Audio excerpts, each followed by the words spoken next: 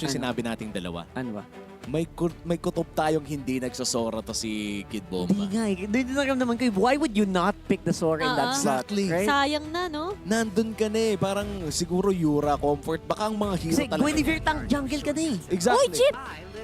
Ooh, may tinatago pa sa baulang ano ah. Ang Rora. I like Oo, this, sabi kong, kung guguluhin kami ng Uranus, edi layasan natin. Tama.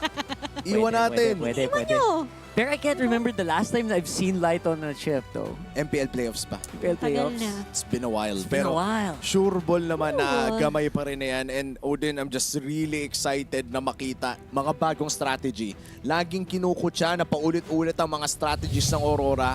And I feel like they're proving the doubters wrong right now. Tama ka dyan. And this time around, para mapalakas pa ng Aurora Gaming ang isang puntos nila, they are facing Team Spirit for a potential sweep.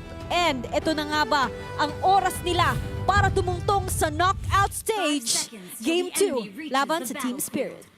One game away from the knockouts.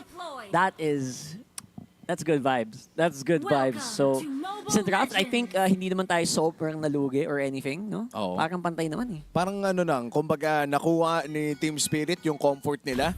At nakuha din natin yung comfort natin. Walang lumabas na yung mga broken picks na tinatawag natin. The Sora was completely ignored. Completely ignored. Sa draft na ito, si Sawo ay maagang nabibigyan at Oy! tatayuan pa niya. Binartidaan pa ng tayo. Pero boy pa rin naman, still no first blood.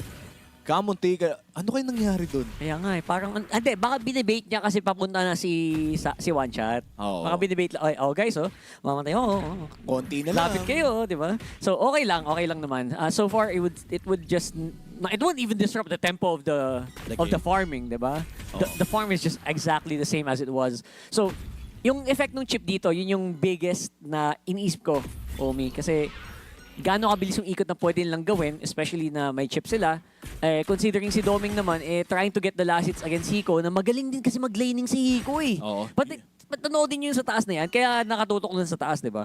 Yun yung nakakatuwa sa mga ganitong klaseng matchup. Yung parehas magaling yung mga laners natin. To the point na kahit sabihin natin lamang dapat yung Granger ng Dapat. early game, Oo. nakakapalag pa rin yung carry. And I feel like sa ganitong klaseng matchup kasi, dito mo mararamdaman yung nerf ng Granger Yung less damage on the minions sa bullets mo ng Ang hirap Rhapsody. pang last hit. Ang hirap na hindi Oo. na katulad nun dati na parang tatayo ka lang. Bato-bato ka lang ng skill, patay na yung wave. Hindi eh. Actually, ramdam ko as a Granger main with 400, approaching 500 games. Sulit. Ano? Ay! Naku po, yung mga ganyang bagay. Yung mga ganyang bagay. Ang hirap mang last hit. Kasi para makastack ka as a Granger, kailangan malasit mo Oo. yung minions. Ay, As oo in, nga pala. last hit hindi pwedeng papabayaan mo lang mamatay. Kailangan nga pala para makaipon ka ng stacks at additional na bullets. Pero RWM nakakasana nga. Pero Okay, mukhang first blood kay Edward. Good play mula dito sa Team Spirit. Sumusubukan tumakas si Yue pero dalawa man na knock-up ng Jeet Kundo. At double kill pa nga para kay Kid Bomba. Okay, kanina hindi ko maintindihan yung Uranus pero I think medyo nag-gets ko na ngayon. Habang busy si Kid Bomba humaharap, si Sawa pwedeng mang-knock-up with the Jeet Kundo. Hindi siya ma-focus down. And I think that's the exact reason kung bakit instead of going for like a playmaker like Sora, ngayon naka-Uranus pa sila. Oh, and I think it all boils down to preference, no? Baka magaling lang talaga maglaro ang Team Spirit around this Uranus pickup. Sanay. Oh, Oo. sanay na sanay. It's the same thing nung naalala mo, ang dami nagda-doubt sa Estes ni Oh My V. Pero hindi ma-explain ng siyensya kung bakit ba sobrang galing ng Prime Blacklist during that time na They were just winning. they were just winning. And it all boils down na marunong talaga yung team maglaro around that pick. And yan ang hintayin natin sa chip, no? Baka yan din yung rason kung bakit nga ba nilabas ito ng Aurora Gaming. And of course, napaka-smooth ng pag-Guinevere dito ni One Shot Swabe sa lang. Realme 15 Pro. Sobrang swabe, pare. 80 seconds pa bago lumabas ang ating second big objective. And sa totoo lang, parang medyo mabagal ang ating laro. Sa totoo lang, that is true. Now, I don't know kung sino pumapabor. Sino mas pumapabor pag bumagal yung gameplay? Is it the carry or the Granger? Diba? Or ano ba, yung whole lineup ba dito ng Team Spirit, do they want this game to actually prolong? Kasi pareho namang may solid hyper carry. Yung mid lane nila, hindi din naman gaanong farm dependent. Diba? Oo. Kailangan din kasi na at some point, especially with the Sky Piercer plus Fury Hammer dito sa kamay ng Granger, feeling ko ito na yung perfect time para lumaban eh. Get your stacks early. Dahil I feel like by mid to late game doon sa first Lord fight, mahirap na mag-stacks. At mukhang may mahahanap pang isa dito, agad na sinipa, Light. Hindi na natawag ang kanyang mga tropa. Walang katapusang crowd control pala ang galaw ng Team Spirit. Oo, kasi naka-flicker yan eh. We don't have the Purify. Si Light actually yung pinaka-target dito ng knock-up and ng sipa ni Sawo at ni One Shot. Oo, at hihintayin natin yung defensive items na bibilin pa lang ni Light. Sa ngayon ay kaya talaga siyang i-burst. And so far, lamang ang side ng Team Spirit. Katulad na lamang na napanood natin ng Game 1. Early game ay kontrolado nila at rekta na nga tayo sa pangalawang pagong. Yeah, very familiar. Although maganda naman yung ang tawag dito, game sense ni Doming kahit alam na alam niyang nanyan si Sawo sa Gedli. Sino lalam? I don't know if they wanna keep going for this turtle. Baka gusto mo lang i-reset muna. Kasi definitely firepower-wise, lamang talaga ang Team Spirit because of the inherent advantage of a Guinevere and the Cho. Oo. And so far, no, hindi pa naman tayo nakakita ng malaking sipa. Sawo going in for the Shunpo. At hahawakan na nga dito ng Aurora Gaming. Ang pangalawang Lord na ito. Hindi Fury? yata makakakontest ang side ng Team Spirit pero papasok na nga sila sa RWM na stunlock dito si Demon Kite at mukhang mapagsak yung Fredren. Rekta naman sa Crimson Beacon doon sa likod si Yue at makakahanap pa nga ng turtle dito ang Aurora. Rekta na rin para kay One Shot at tatlo na ang nawala. Itutuloy pa ata nila. Doming Kite trying to kite out the Uranus pero sinipa lang palayo ng Lantern. And that's going to be another page sa pahina ng Sky Piercer ni Doming. Ang ganda ng juggling na ginawa dito ng Aurora. Obviously, halatang hindi pa masyadong sanay makipaglaro sa isang chip itong Team Spirit just because they were able to get outmaneuvered. Si Light sumasayaw lang sa harapan. Oo, napakahirap din pala no, na if you are a Uranus, kahit ba hindi ka namamatay, the moment na nauna na yung mga tropa mo, alam mong kasunod ka na eh. Oo, for sure. Kasi wala eh. Either sama ka sa team fight, nanggugulo ka sa harapan, pag wala nang tropa sa likod mo, itaas mo na kamay mo. It's out. I'm out. Buy time, buy space, pero hindi siya pinansin ni Edward. Pero yun nga, di ba, Omi? The big difference between a Uranus and a Sora sa team fight, kita natin bigla doon. Oo. No? Yung, kumbaga, yung Sora, hindi pwedeng hindi mo pansinin. Oo. Yung Uranus, you have a very valid option na huwag pansinin. And Daanan mo lang. Daanan mo lang. Masakit, oo. Oo. Pero hindi naman siya yung papatalsikin ka palayo. Pipigilan kang umatake. Masaya pa nga ata yung Yura kapag pinansin mo siya. Daanan mo lang isang Ionic Edge, tapos huwag mo na dikitan, okay na eh. No? Oo. So, yeah.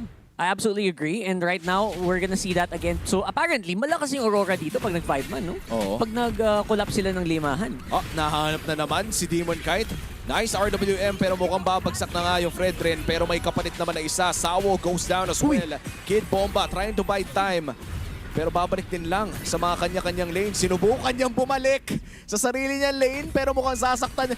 Okay, nakabalik siya. Nakabalik naman. Kinabahan ako ng slide. Akala ko puputok na siya sa Sky Bumalik sa Piercer. espada! Bumalik sa espada dito ni Edward at wawasi-wasi na nga with the Braves fighter. Doming Kite looking for the bullets. Death Sonata hindi kakabit pero mukhang may Fury pa naman. Yung damage ng Guinevere.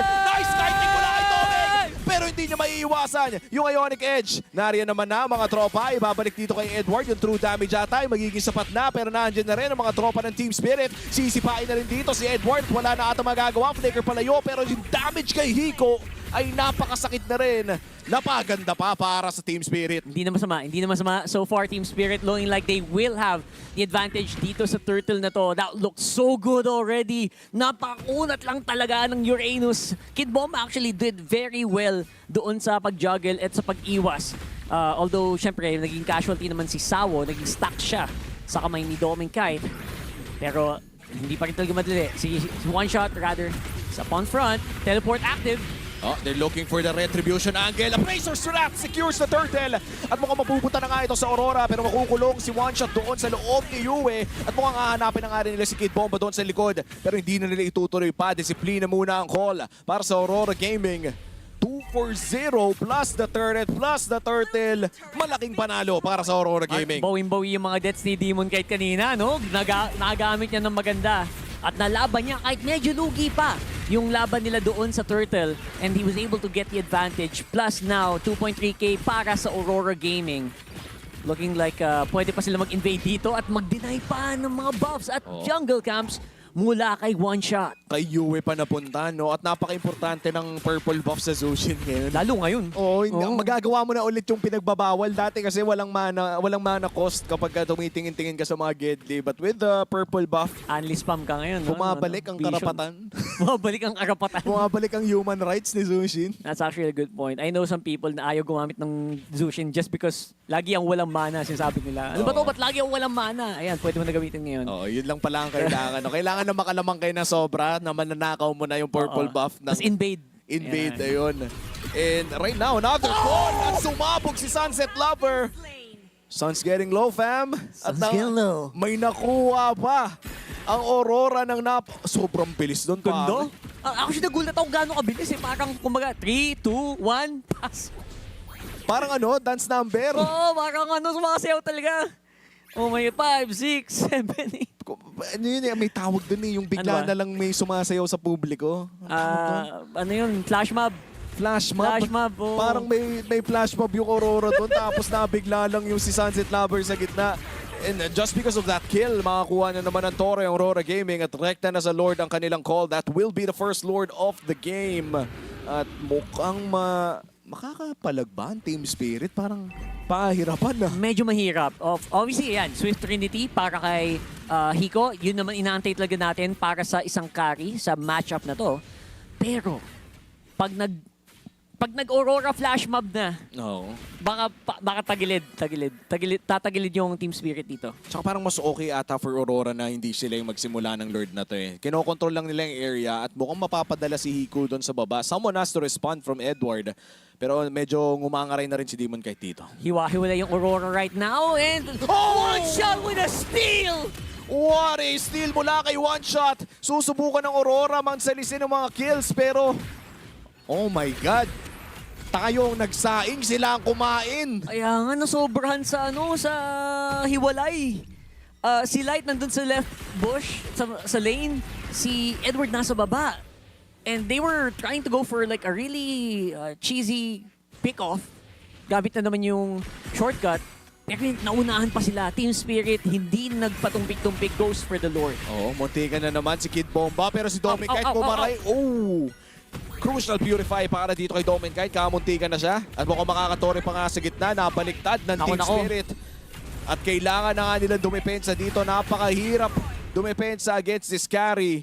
Pero ang call ata ng Aurora Gaming ay utilize si Edward na mag-push pa rin doon sa may bandang itaas. Okay. Nariyan pa rin naman yung shortcut kung sakaling gusto ng 5v5. Okay, pwede din nilang pantakas yan kung sakali. So, pag kinol ni Edward, tas may malapit na hero mula sa Team Spirit, pwede ding magkaroon ng magandang lamang ang Aurora dito. Two-man Jeet Kundo. Tuloy ang laban. Guinevere going in for the Violent Requiem at wala na nga si Demon Kite pero may salo naman mula kay Domeng. Hahanapin ni Edward pero si Hiko ay nasa harapan niya. Yung stun ay tatama kakabit pero ang dami na kulong sa RWM. Bumabaril pa rin dito si Domeng Kite pero si Edward ay babagsak na. 2-for-2 trade ang mangyayari dito. Ang Aurora Gaming makakadepensa naman kahit papano. Nakadepensa and looks like they are able to clear the Lord very, very smoothly.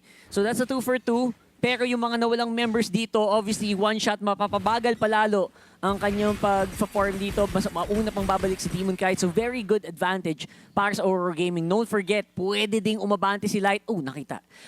Pwede siyang umabante dyan. Sayang.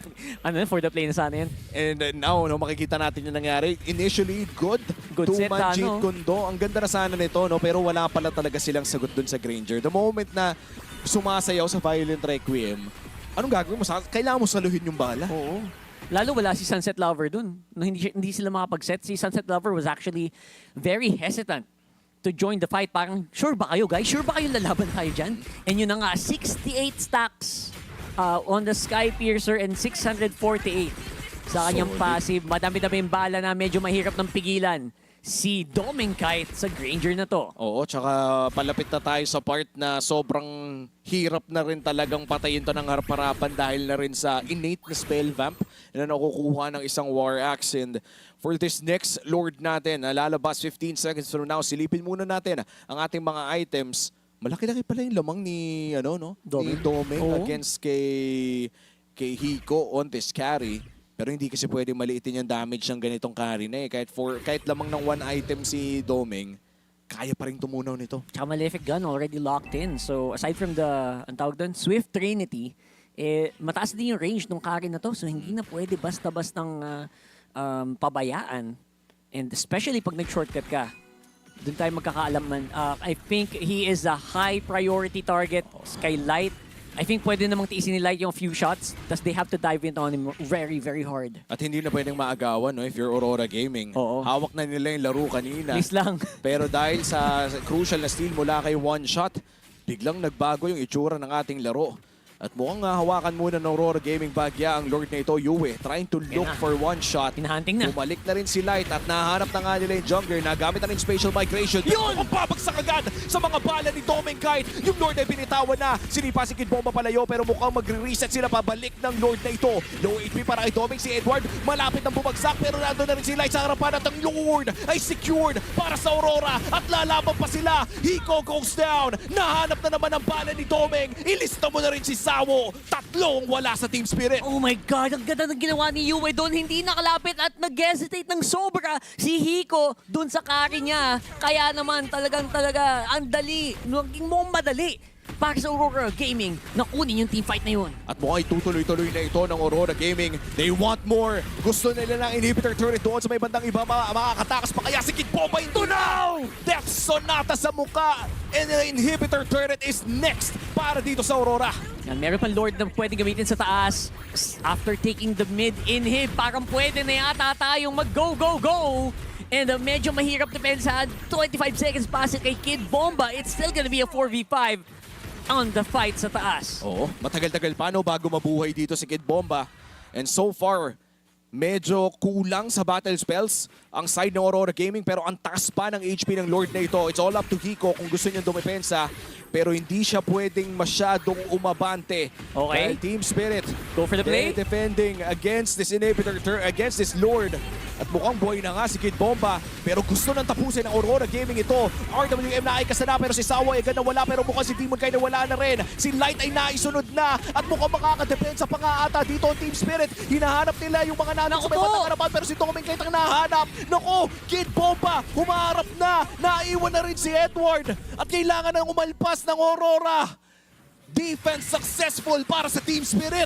Nakahanap ng magandang position si Hiko doon to go for the shred. Hindi ito mag-alis si Demon kahit kita mo naman kung gaano kasakit talaga yung carry na to. My goodness, and now that's a successful defense. Although, ubos naman ang inhibs dito ng Team Spirit. That was a very good attempt as well for Aurora Gaming to go for the finish. Akala ko rin yun na yun eh. Pero, oh my, hindi ko in-expect na yung wave clear, pati yung single target hero damage, ay sapat para dumepensa against that push. Pero, I mean, anything could happen. I think the best case here is hindi naman nabawasan yung stacks. Nagdagdagan pa nga yung stacks Ni Doming. ni Doming dito. Oo, important, that's true. The Skypiercer sack sobrang crucial nun, especially since kailangan din nila yan para sa susunod na Lord fight happening in around 35 seconds. Light, making a good field play for Hiko! Oh my God! Aurora Flash Mob! Nahanap si Hiko! Pinawasan na ng isa! Gawin mo pa dalawa! At mukhang matataga ng mga bahay na dahil si Sunset Lover ay susunod ka na! At mukhang napikon pa nga si Demon kahit doon sa may bandang gitna. Wala ng minions pero wala na rin pake ang Aurora! Isa lang ang natitira, ang pangalan Kid Bomba at wala na silang paki sa'yo dahil kukunin na ng Aurora ang laro na ito. Game number 2, sweep para sa Aurora.